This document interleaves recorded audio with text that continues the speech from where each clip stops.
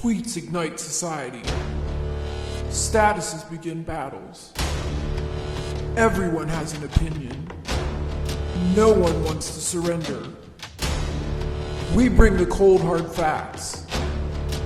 We are calling for a ceasefire.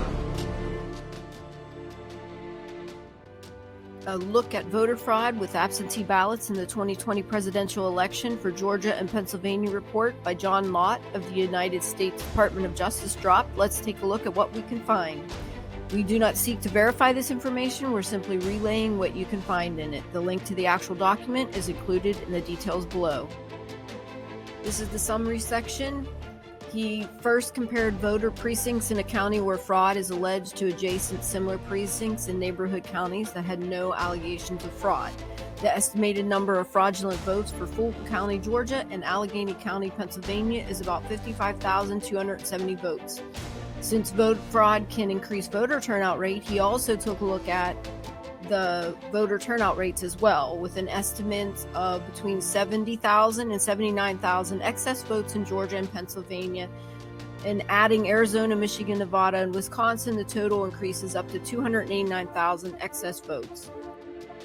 The next section is an introduction section. It said that while the courts have agreed irregularities have occurred, Republicans had to first present enough evidence of fraud to overturn the election. Most of this introduction section lays out voter fraud concerns and actions taken by other countries.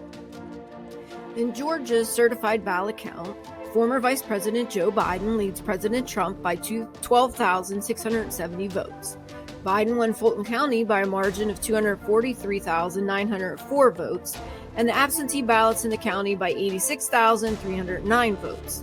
He looked at precinct-level data from Fulton County and the 4 Republican counties that bordered it, which had no fraud alleged.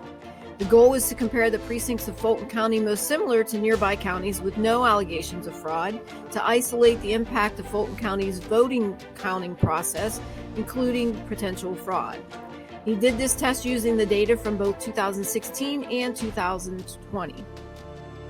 In 2016, the average difference between the difference in Trump's share of the absentee ballots and his share of the in-person voting was a 0.75% point difference. In 2016, there was indeed essentially no difference between Trump's share of absentee ballots cast in Fulton and other counties. Trump's share of absentee ballots also matched up closely with his share of in-person votes across the precinct, no matter which county they lay in. 2020 shows something quite different. Trump's percentage of absentee votes was now lower in Fulton County border precincts than in the precincts just across the street in neighboring counties. Trump's share was 7.19% points lower on the Fulton County side, and the difference was also statistically significant at the 7% level for a two-tailed t-test.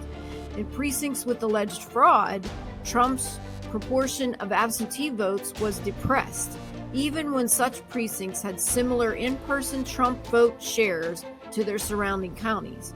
The fact that the shift happens only in absentee ballots and when a county line is crossed is suspicious. The estimates uses 3 ways to account for differences in Trump's share of the absentee ballot vote: geographical closeness for relatively small areas, differences in Trump's share of the in-person vote, and differences in the demographic registered voters. The estimates for the Fulton County effect range from 5.8% to 17.3%, and again are all statistically significant. Given that there were 145,267 absentee ballots cast for Trump and Biden in Fulton County, even the lowest estimate of the unusual drop off in Trump's share of the absentee ballot for Fulton County of 5.84% points equals approximately 8,280 votes, or 59% of Biden's margin of victory over Trump. Using the average value for these various estimates, 7.81%, shows that an unusual drop in Trump's share of the absentee ballots for Fulton County alone of 11,350 votes, or 90% of Biden's vote lead in Georgia. In Pennsylvania's initial ballot count, former Vice President Joe Biden leads President Trump by 81,361 votes.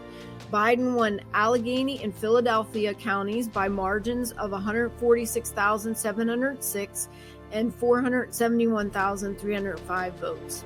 And the absentee vote margins in the county were 206,505 and 310,553 votes. There was also an unusually large number of provisional votes in those counties, with Biden leading by 1,489 and 9,045 respectively.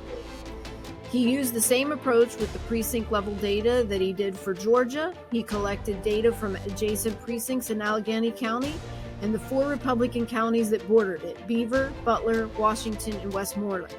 However, unlike Georgia, he could only obtain the breakdown of absentee and provisional voting for Allegheny County in 2020, so these estimates will look at only the relationship in that year. While large-scale fraud is alleged in Philadelphia County, there are no Republican counties adjacent to it for him to use this test on. In 2020, Trump's percentage of absentee votes was lower in Allegheny County border precincts than in the precincts just across the street in neighboring counties. Trump's share was 3.4 percentage points lower on the Allegheny County side, and the difference was also statistically significant at the 8% level for the two-tailed t-test. This represents a net overrepresentation of 11,410 votes for Biden in Allegheny County. If that rate applies to Philadelphia County, that would represent another 12,397 votes for Biden. If the Republicans' claim are correct about Center, Chester, Delaware, Montgomery, and Northampton counties, and that rate represents at 3.4 percentage points, there's 6,222,443 absentee ballots between Biden and Trump would imply another 20,909 votes. Combined, that indicates Biden got a total of 44,716 extra votes that are attributed to the difference in county election methods. This table applies to provisional rather than absentee votes. While the estimate is quite large, implying a 12.5 percentage point lower rate for Trump in the adjacent precincts in Allegheny County, the result is not statistically significant. But there is a simple reason for this. There are a lot fewer observations, as 53 of the 87 observations have no provisional ballots for Trump, and since 1 cannot divide by 0, those observations are not defined. Another way to look at the problem that avoids the loss of these observations is to look at the rate the provisional ballots were used in Allegheny versus the Republican counties. In that case, there is a very clear difference. 1.5% of the votes in border precincts on the Allegheny side involved provisional ballots, which is 3.2 times the 0.48% in the adjacent precincts in the surrounding counties, and that difference is statistically significant at more than 0.1% level for a two-tailed t-test. He looks at the difference in the percent of Biden's votes for provisional ballots in the adjacent precincts after accounting for the same difference for Trump. The share of Biden's votes for provisional ballots is about 1.02 percentage points higher in Allegheny County than in the adjacent precincts. That is about 4,400 more votes for Biden. If the same pattern occurred in Philadelphia, that would be another 6,160 votes. Adding the results together, there are at least 55,270 extra ballots given to Biden. To the extent that there is also some fraud in in-person voting, it is plausible that this total is roughly similar to Biden's margin in Pennsylvania. In Georgia, Fulton County, hundreds of thousands of extra votes were discovered. In Nevada, over 63,000 extra votes were discovered. In Madison and Milwaukee, Wisconsin, over 228,000 extra votes. And in Arizona, they had up to 94,975 voters return to absentee ballots that were marked as unreturned.